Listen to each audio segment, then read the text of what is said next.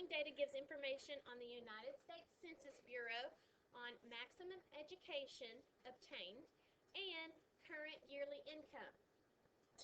So create a 90% confidence interval for the slope of the relationship between education and income for United States employees.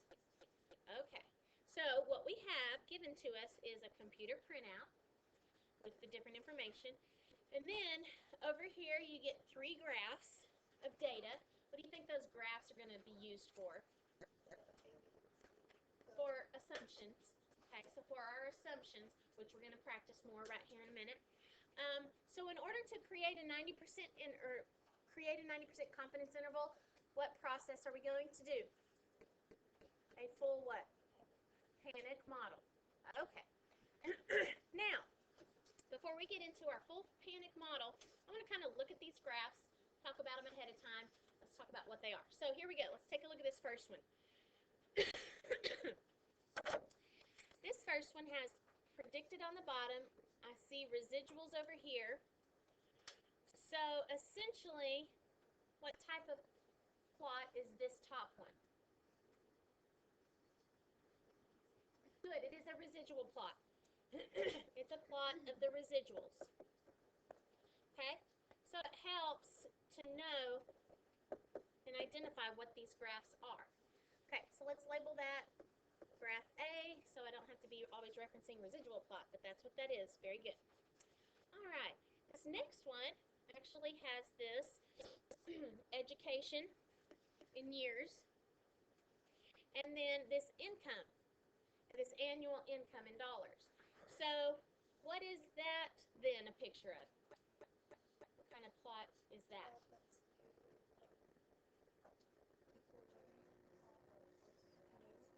Yeah, it's just the points of the data. This isn't anything special. This is just the original scatter plot. So this is just the scatter plot of your original data. Okay, so that one's nothing fancy. All right, we'll call that graph B. Essentially, all we're indicating from that is I see a general, what kind of trend with the data. Yeah, I see a general positive trend. It's kind of essentially all we're accomplishing with that.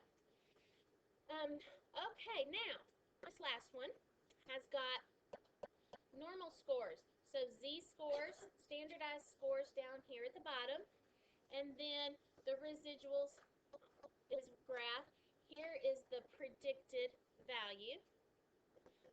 So that, what's this one called? Close. Yes, very good. Normal. So this type of graph is that normal probability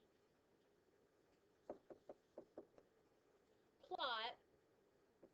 So let's talk about this one. It's the new one that you learned yesterday. It's a little more, it's a brand new concept of what's happening here. So I want to explain to you again what's going on with this picture. So what's happening is, of course, this is the predicted line. So this value is predicted. So the dot that's right there was the same value as predicted. The actual was the same as predicted right there. Okay. And so you can see all of these dots, all of these actual values below were negative residuals. And all of these actual values above were positive residuals. Now what we see is that, this is referencing how close they were to the predicted. This is how many standard deviations away these ones were from predicted. All right, so then what happens is, here's about 1 standard deviation down, and here's about 1 standard deviation up. So I find that all of these values are within 1 standard deviation of predicted. Okay? It equates to this top one, like, is this a 3,000? Yeah.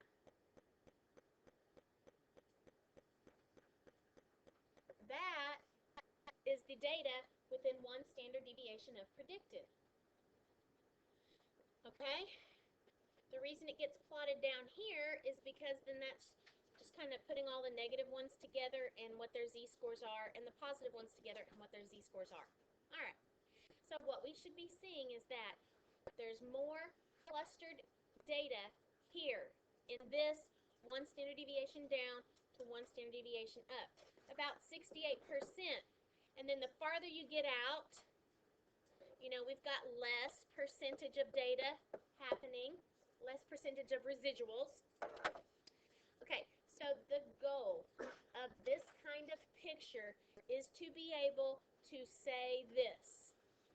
Okay, so this is the statement that accompanies this type of plot. We want to be able to say that the residuals are distributed fairly normally. Okay, so that is the goal of this, to be able to say our residuals are reasonably dispersed around the prediction line. The residuals, the actual data, is reasonably dispersed along the prediction line, around the prediction line. That's what the goal of that one is. Okay, let's label that graph C. Okay, so now let's start this thing. Here we go. What's the first thing of our panic model?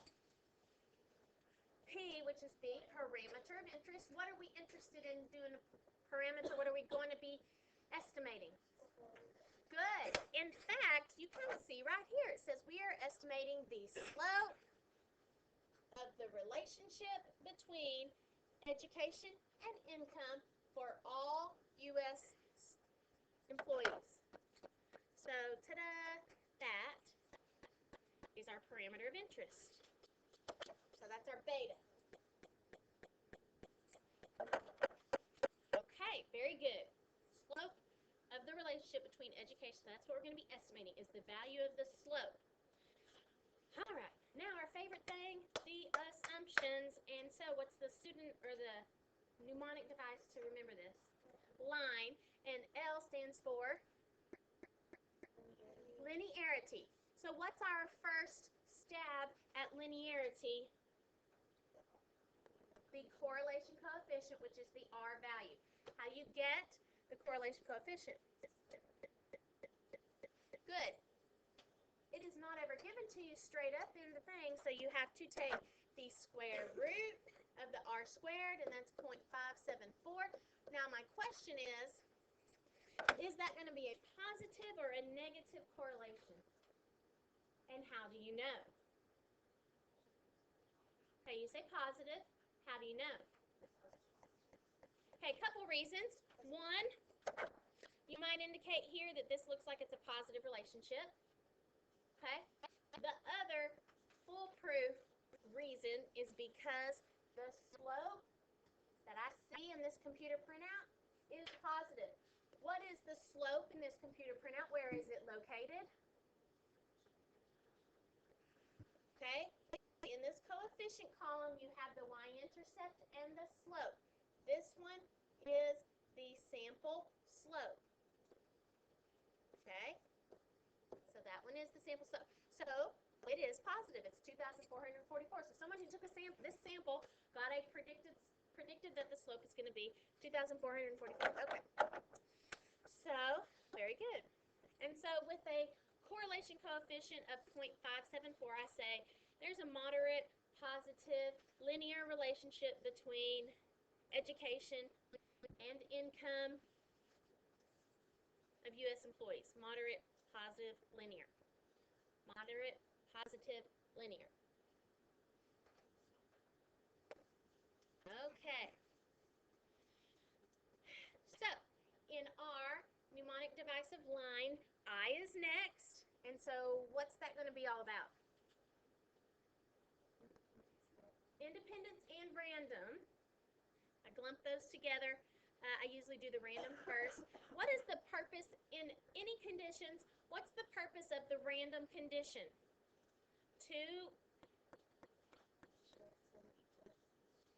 Good. Make sure that your sample is representative of the population. Good. So, for random, I'm assuming that the sample is representative of all U.S. employees. Okay, very good. That's the goal. That's what random's job is to make sure that those were selected without bias. No bias in the selection of the sample. And we don't have information about their process here, so we have to assume that. Okay, how about the independence? Okay, good. This is that, my education salary value is independent of, Amber's education and salary, and so on and so forth. And Jessie's education and salary, of course, when she gets out there and is having a salary and such. So those are not affecting each other. It is not, education is not affecting salary. No, because that's actually what we're trying to figure out. It's that each piece of data is independent of the other pieces of data.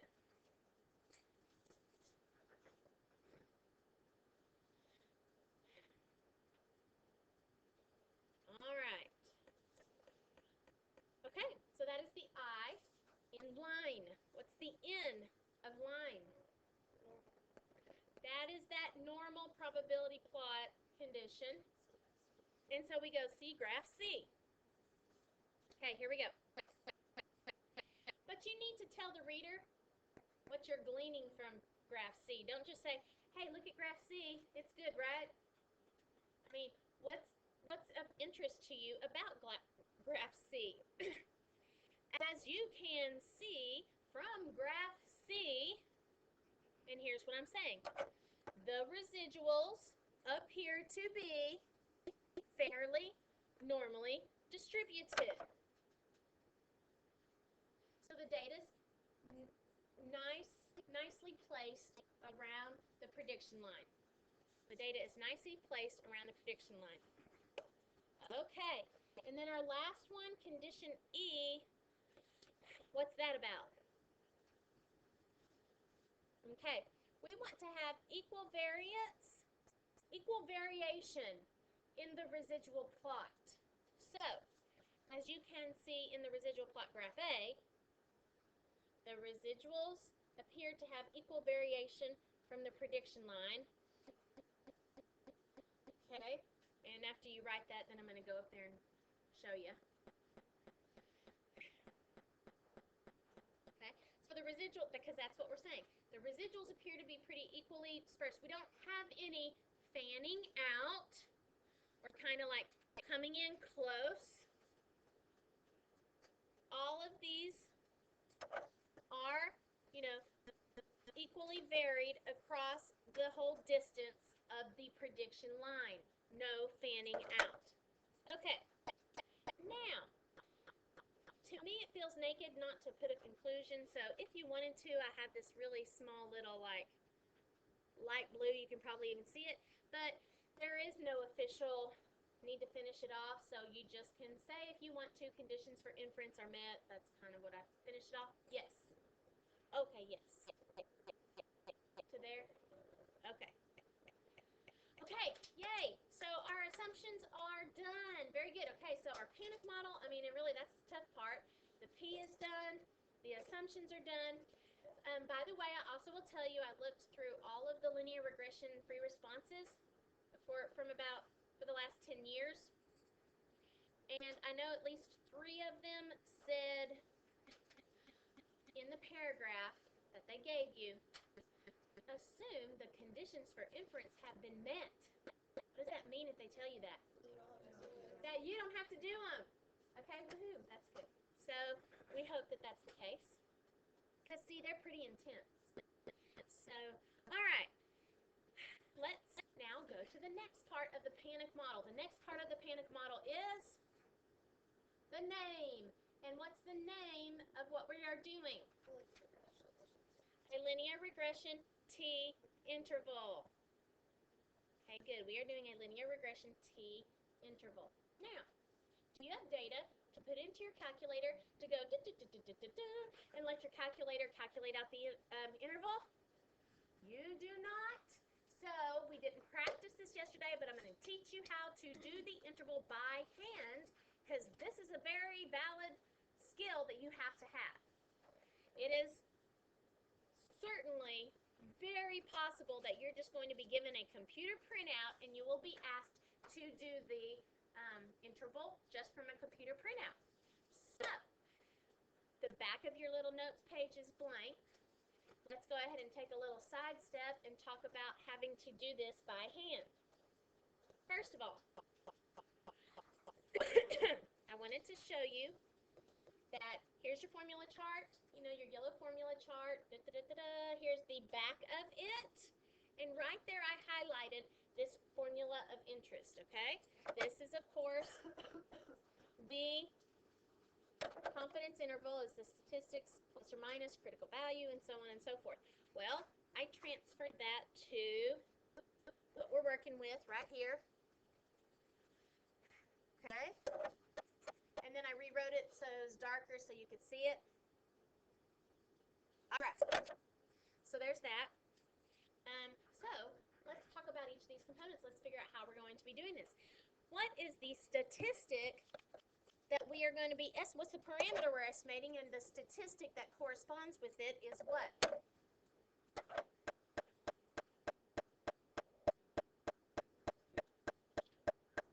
Okay, so inverse T actually comes into effect when you have this critical value. Since this is a T distribution information, this is a T star, and it is computed from inverse T of 1 tail, comma, degrees of freedom. Okay, all right, so you knew that was in there somewhere. But the statistic, what's the statistic that we're talking about here? The slope, yes. So the statistic is the sample slope that you got, and you are going to be using the sample slope that you got, represented by the letter B, and you're going to use that sample slope to give an estimate of the population slope. Okay. All right. How about this? What is this standard deviation of the statistic?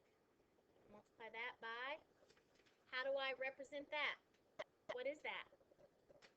Standard deviation of the slope. Correct. Standard deviation of the slope. Okay, so that's the standard deviation of the slope, which we can get from our computer model. All right. So, now that we understand each one of these components, let's actually put these guys into play with the numbers from our computer model. Here we go. Can you tell me what the slope is actually on this computer model here? What? Yep, it's this. 2,444.79. So that is our sample slope right here. 2,400, oops, yeah, that's comma. 44.79. Good. Okay. Now, I'm doing plus or minus inverse T of 1 tail, comma, degrees of freedom. So let me think. Tail, how do I know what tail? What size is the tail? What's it based off of? The p-value? No. So the what? The confidence. How confident you are asked to be. That's what 1 tail comes from. Here, we are asked to be 90% confident. So if 90% is in the middle of the chart, what's in 1 tail? 5%. So I need to have inverse T of 0.05, comma, degrees of freedom. What does it tell us that? Yeah, 55. Oh, okay. Right here it tells us degrees of freedom is 55. Okay, so comma 55, and that value is, okay, 1.673. I mean, technically it's negative, but this plus and minus here accounts for that. Okay, this plus and minus here accounts for that negative version of it. Okay, times the standard deviation of the slope. So, where is that found on this computer model?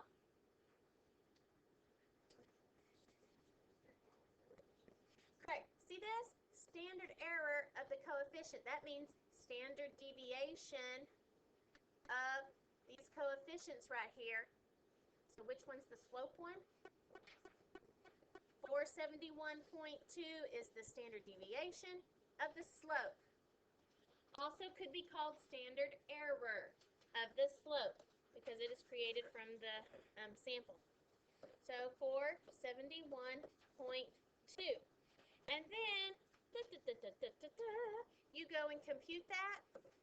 This is actually in money because it's about the income per 1 year of education. 1,658 up to 3,231. Okay, so that is the interval that we made. And so your important piece is to interpret that. So let me get that thing right there and put it on the front. Okay.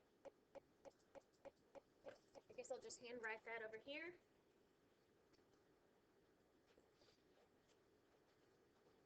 Okay.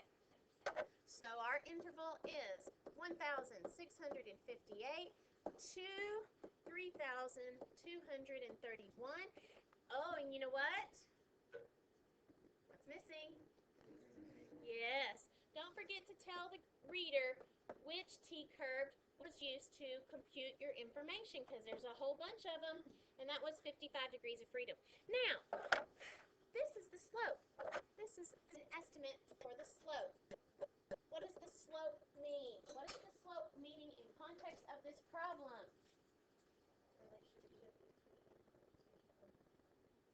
It's the correlation between education and income.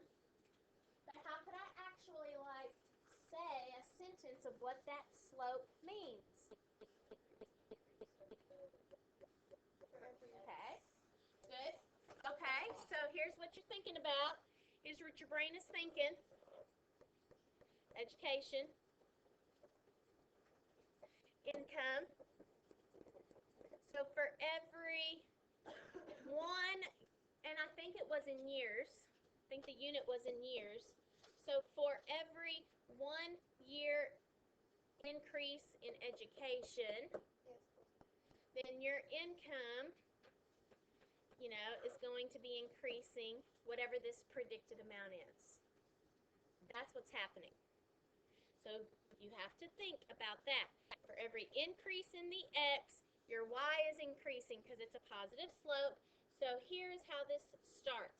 Of course, it starts with, I am 90% confident that, and here it is, for every 1 year increase in education, the annual income increases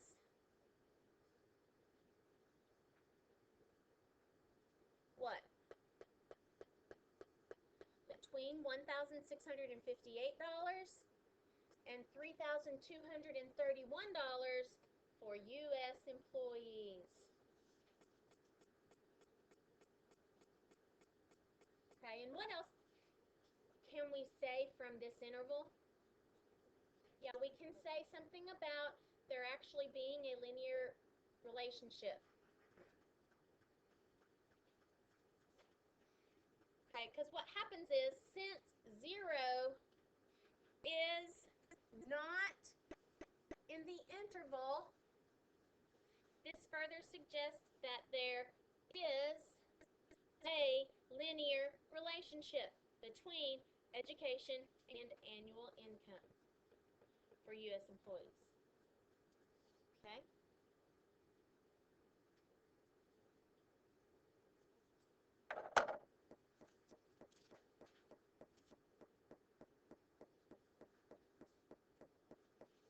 Okay.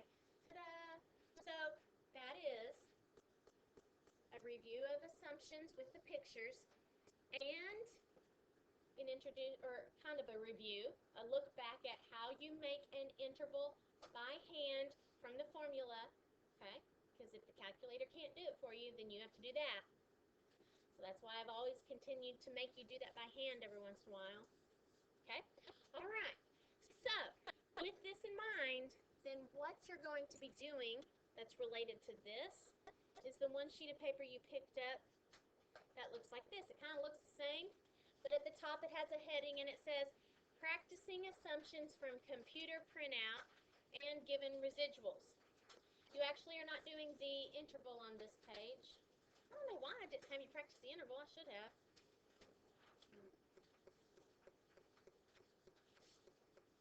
Man, that's really silly. Okay. I'll add that for next year. Alright. So, this is homework. The front and back of this, okay, is homework. Okay. Alright. Now, remember, please, that your review is not homework because it's technically not due until that stapled packet is technically not due until Monday. All right. Now, there's one last thing about this chapter that I need to solidify, and here it is. Last thing. We're tidying up all the loose ends. Okie dokie. All right. I need to make sure that you are totally solid on understanding what data the calculator gives you and exactly how to interpret the standard deviation of the residuals and the standard deviation of the slope. So, here we go. The following calculator information is a printout of the data found for the relationship between image quality and graphic image, or image quality of a graphic image, and the time in seconds it takes a person to who spends a substantial amount of time in front of the computer monitor to read that passage. Okay, does that sound familiar? We've done that problem for 2 days. Well, I actually printed out what my calculator gave me, so that data should also look familiar. Okay. So the standard deviation,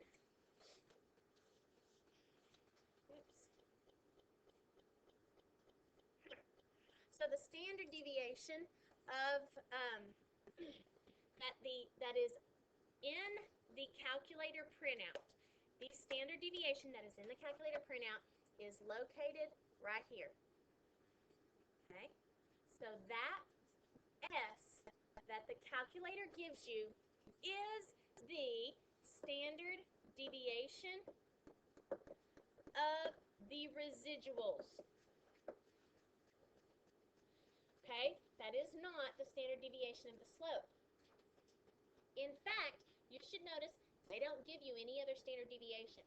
This is the only standard deviation the calculator printout will give you. Okay? All right. Now, I wanted to make this statement here because I've seen this a few times in some multiple choice questions and in some concepts. This standard deviation, of course, is an attempt at estimating sigma. Sigma is the standard deviation for the population. Okay? Right? Don't we usually take a statistic and attempt to estimate for the entire population, so for the Greek letter? All right.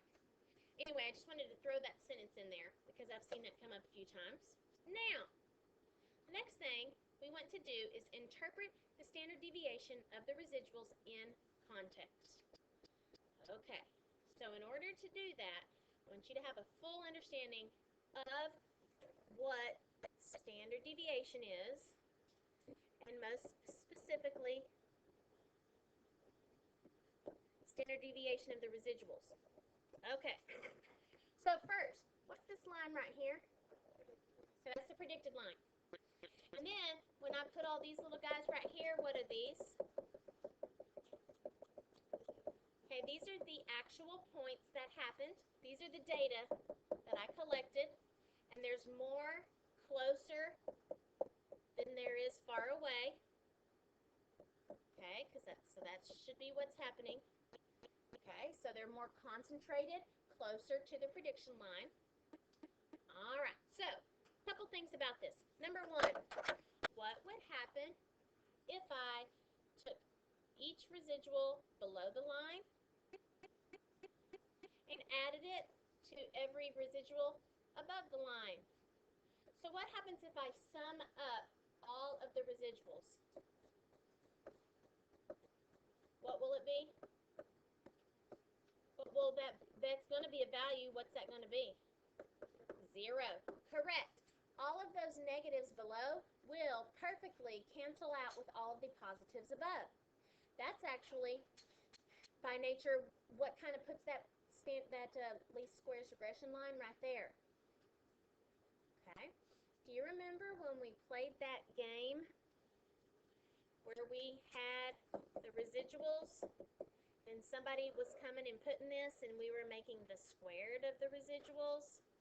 And we were trying to get the smallest sum of the squared residuals. That's why you have this least squares regression line, because it's the smallest sum of these squared residuals. And those residuals were squared so that they didn't cancel each other out to 0. Okay. All right, little side review. Now, what is just the basic concept of standard deviation in general? Standard deviation is kind of this what? How far do we? Yes, how far kind of the typical distance, the average distance something is away from the mean. Or in this case, how far away something is from the predicted. So the standard deviation of the residuals is representing this typical or this average distance. Okay, this typical or this average distance that our actual time to read a passage, so where our dots, how far our dots are away from the predicted time to read the passage. All right, this is, I researched this from grading guidelines, and this is how the College Board wants you to understand this idea of standard deviation of residuals. So it's this typical or this average difference of how far those pieces of data are away from what's predicted.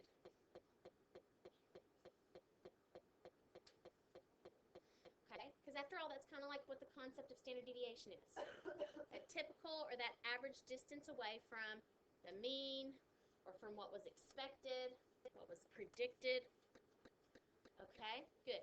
And then because the question asked us to interpret it in context, that's kind of why I had this little component, that the actual time to read the passage is from the predicted time to read the passage. So what's that number up there? 0.25 what? What's the unit for this time? You remember? Seconds, yeah.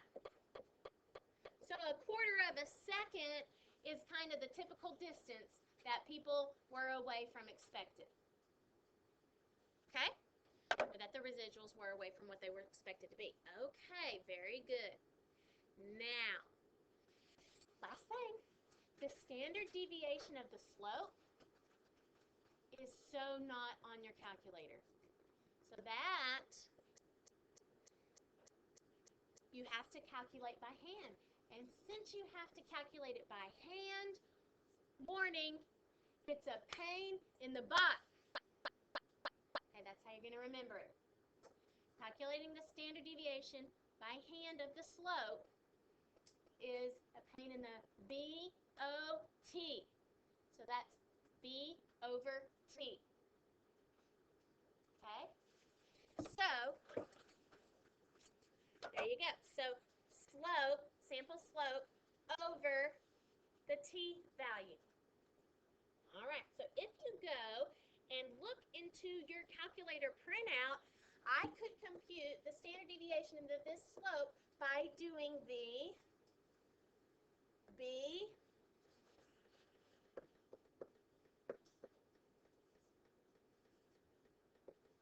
over the T.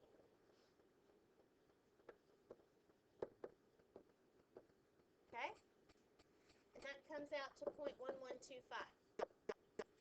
And we'll talk about what that interpretation is.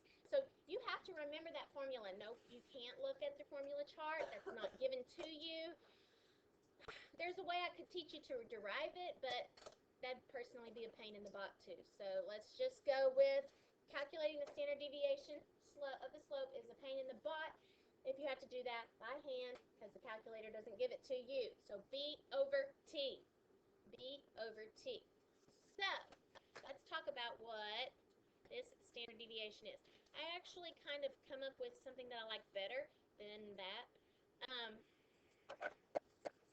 Do you know how when you get a slope and you get a slope and you get a sample and you get a sample and you get a sample and other people get a sample and I get a sample, our slopes that we get from that sample are going to be a little different, right?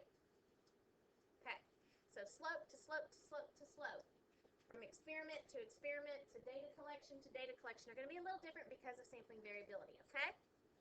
So what happens is, essentially, this standard deviation of the slope is the typical or average amount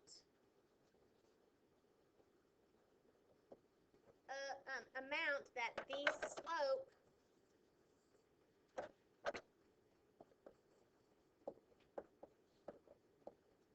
varies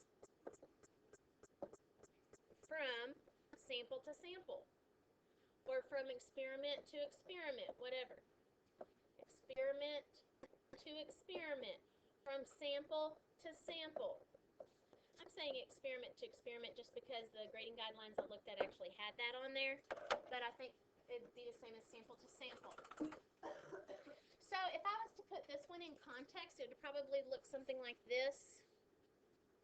You don't have to write this one if you got that one up above, but just make sure you kind of put some form, when you describe this, some form of context, okay?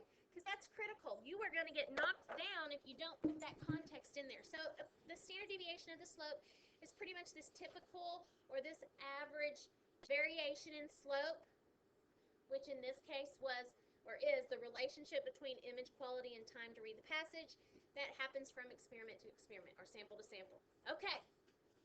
Ta-da! Done. I have tidied up all the little loose ends of linear regression t-test. Now, if you look at the back of this paper, you have one more little sample. And you are asked to find the standard deviation of the residuals and to describe them in context. So I want you to have practice saying what those words are. 2006, problem number 2, was exactly that. I could show that and pull it up for you, but I have to open up another file. But I was just looking at that frappy last night, that free response AP problem, yay! It specifically said, interpret the standard deviation of the residuals, and left a blank, in context of this problem. And then part C was, interpret the standard deviation of the slope, in context of this problem. Part A, by the way, was, what's the regression equation? And interpret what the slope means in context of this problem. So that was a free response AP problem. So in summary, let me kind of remind you about like everything that's been floating out there. We've got so much going on. So let me clarify exactly what, so kind of go through your papers and let's get organized to make sure you got everything for tomorrow for me. Okay, you ready? Back on Tuesday, I gave you this paper right here that looks like this thing. It says Chapter 27, Homework Part 1. Okay, so maybe kind of locate these. You didn't really have to do number 2 and 3 because I ended up talking about those two problems today, okay? On that, you just did a phantoms without the A. All right. Then, yesterday,